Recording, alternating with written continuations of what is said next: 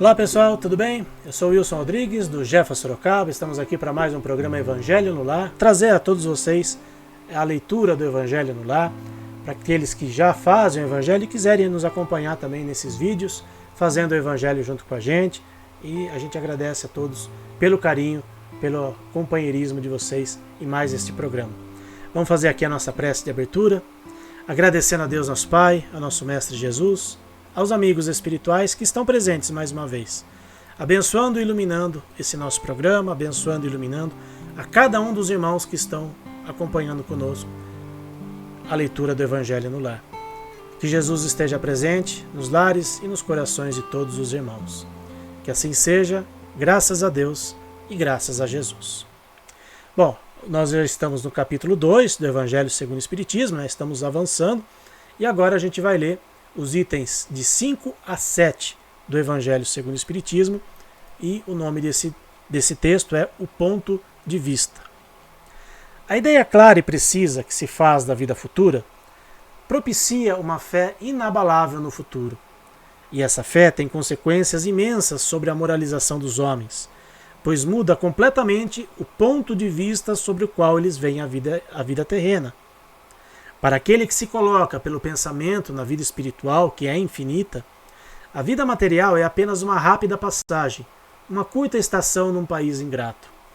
As vicissitudes e as tribulações da vida não passam de incidentes que ele enfrenta com paciência, pois sabe que elas são de curta duração e devem ser seguidos de uma situação mais feliz. A morte nada tem de assustadora, não é mais a porta do nada, mas a da libertação, que abre ao exilado a morada da felicidade e da paz. Sabendo que se está numa condição temporária e não definitiva, ele vê as preocupações da vida com mais indiferença do que resulta uma calma de espírito que lhe ameniza as amarguras. Pela simples dúvida quanto à vida futura, o homem concentra todos os seus pensamentos para a vida terrena. Incerto quanto ao futuro, dedica-se inteiramente ao presente, deixando de ver os bens mais preciosos dos que existem na terra. É como a criança que nada vê além de seus brinquedos e tudo o faz para os obter. A perda do menor de seus bens é motivo de grande tristeza. Uma desilusão, uma esperança perdida, uma ambição insatisfeita, uma injustiça da qual ele é vítima. O orgulho ou a vaidade feridos são também tormentos que fazem de sua vida uma angústia perpétua, pois se entrega voluntariamente a uma verdadeira tortura de todos os instantes. Sob o ponto de vista da vida terrena, ao centro do qual ele é colocado, tudo à sua volta toma enormes proporções. O mal que o atinge, assim como o bem que toca aos outros, tudo adquire a seus olhos uma grande importância. O mesmo ocorre com alguém que está dentro de uma cidade e a quem tudo parece grande. Os homens mais importantes, como os monumentos, mas que subindo do alto de uma montanha, tudo lhe parece pequeno. Assim é com aquele que vê a vida terrestre do ponto de vista da vida futura. A humanidade, como as estrelas do firmamento, perde-se na imensidão. Ele percebe então que grandes e pequenos são confundidos como formigas sobre um monte de terra, que operários e poderosos têm a mesma estatura, e ele lamenta essas efêmeras criaturas que se dão a tantos cuidados para conquistar um lugar que os eleve tão pouco e por tão pouco tempo. É assim que a importância atribuída aos bens terrenos está sempre na razão inversa da fé que se tem na vida futura. Se todos pensarem assim, dir-se-á, se ninguém se ocupar das coisas da terra, tudo correrá perigo. Mas não é assim. O homem busca instintivamente o seu bem-estar e, mesmo com a certeza de ficar pouco tempo em algum lugar, ainda quererá estar o melhor ou o menos mal possível. Não há ninguém que, encontrando um espinho sob a mão, não o queira retirar para não se ferir. Ora, a busca pelo bem-estar força o homem a melhorar todas as coisas, impulsionado que é pelo instinto do progresso e da conservação, que decorre das leis da natureza. Ele trabalha, portanto, por necessidade, por gosto e por dever, e assim cumpre os desígnios da providência que o colocou na terra para esse fim.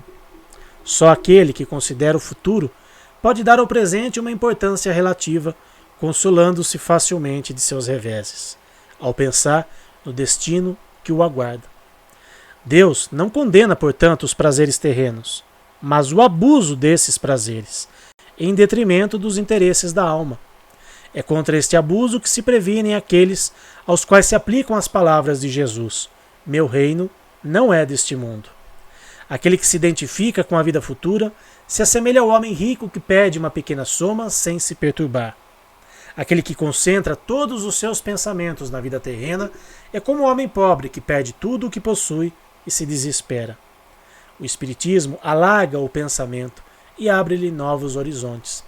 No lugar dessa visão estreita e mesquinha que o concentra na vida presente, fazendo do instante que se passa sobre a terra o único e frágil esteio do futuro eterno, ele nos mostra que esta vida não passa de um simples elo no conjunto harmonioso e grandioso da obra do Criador.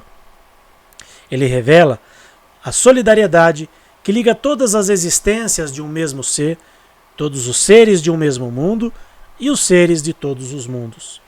Oferece assim uma base e uma razão de ser à fraternidade universal, enquanto a doutrina da criação da alma, no momento do nascimento de cada corpo, faz todos os seres estranhos uns aos outros. Essa solidariedade das partes de um mesmo todo explica o que é inexplicável, se o considerarmos sob um ponto de vista apenas. É essa visão de conjunto que na época do Cristo os homens não puderam compreender, e por isso o seu conhecimento foi reservado para mais tarde.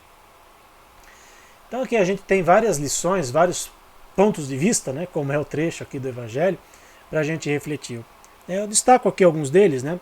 Às vezes a gente ouve que no meio espírita, né, que os espíritas são seres que se conformam muito facilmente com as dificuldades da vida, que os espíritas não têm sentimentos, eu já ouvi muito isso, e que a gente precisa aceitar de forma passiva as coisas que ocorrem nas nossas vidas. O trecho aqui deixou muito claro que quando a gente tem uma dificuldade, quando a gente tem uma pedra no nosso sapato, a gente não pode, um espinho, né, como o caso, a citação do livro aqui, a gente não deve ficar com esse espinho a vida inteira. A gente precisa retirá-lo para que a gente possa prosseguir. O que a gente precisa ter o entendimento, sim, é de que dificuldades vão acontecer no nosso caminho, que pedras serão colocadas no nosso caminho, que nós precisamos passar por essas pedras, precisamos passar por esses desafios da melhor forma possível, crendo que Deus está à frente de tudo. Nosso Pai Maior não abandona nenhum de seus filhos, inclusive os animaizinhos. Todos nós somos amparados por Deus, por Jesus, pelo nosso anjo de guarda, pelo nosso espírito amigo. Então ninguém está abandonado, ninguém está ao léu. Nós precisamos ter essa consciência de que a gente precisa caminhar sempre com fé em Deus. Que tudo o que ocorre nas nossas vidas tem uma razão e um porquê. Mas a gente não tem que ficar conformado com as situações difíceis e achar que nada vai mudar, que é a vontade de Deus. A vontade de Deus é que nós sejamos felizes. A vontade de Deus é que a gente tenha uma vida melhor a cada dia. Então, essa era a leitura do nosso Evangelho da noite. A gente vai fazer agora as vibrações pelos animais, então convido a todos para nos acompanhar nesse momento. Vibremos por todos os animais que vivem na terra, nos rios, nos mares e no ar. Pelos animais que estão em nossos lares. Pelos animais que, mesmo possuindo uma morada, sofrem por negligência e falta de cuidados, amor e respeito. Pelos animais que sofrem maus tratos, humanização excessiva e aqueles que sofreram abandono. Vibremos pelos animais que passam fome, frio, sede, cansaço e tristeza.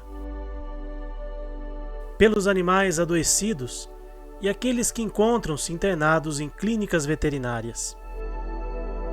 Vibremos pelos animais que são explorados nos zoológicos, nos experimentos laboratoriais, nos espetáculos de entretenimento humano e os que são obrigados ao trabalho incessante sem o respeito às regras de bem-estar animal.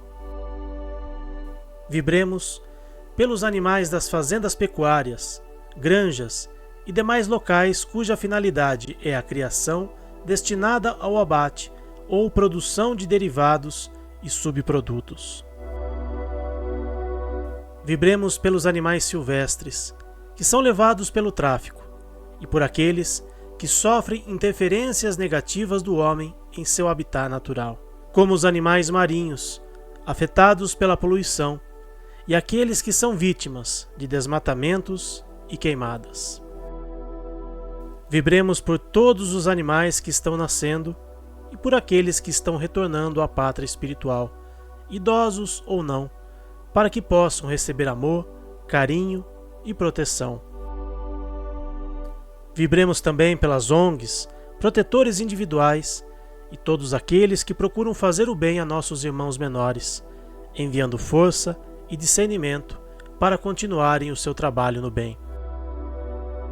Por fim, pedimos licença para vibrar pelos animais que estão com os nomes no caderno de vibrações do Jefa, para que recebam a atenção especial das equipes espirituais, para que possam restabelecer a sua saúde através de águas que contenham os medicamentos necessários para o auxílio de seu tratamento veterinário. Que assim seja. Obrigado a todos que acompanharam mais este programa e até o próximo programa. Tchau, pessoal!